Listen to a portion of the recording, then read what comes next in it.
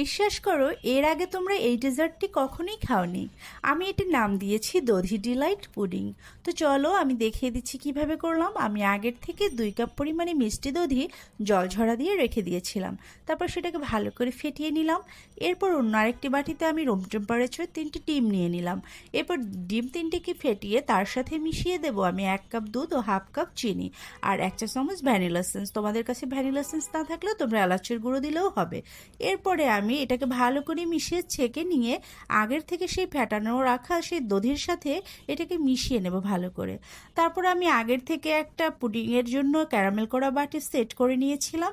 সেটার মধ্যে ভালো করে এটাকে ঢেলে দিয়ে ট্যাপ ট্যাপ করে নেব যাতে কোনো বাবলস না থাকে।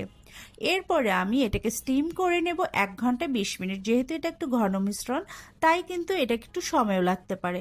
দেখো, এটা এতটা সিল্কি ও ভেলভেটি হয়েছে, তোমরা মুখে দিলে বুঝতে পারবে যে এতটা নরম তুলতুলে, মুখে একদম দিলে পরে মিলিয়ে যাবে।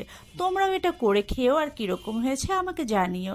আর গান ও রান্না একসাথে এরকম ইউনিক রেসিপি দেখতে তোমরা সবসময় থেকো জিপ্পি জুথিকাতে। আর আমার রেসিপি ও গান তোমাদের কেমন লাগে জানিও কিন্তু।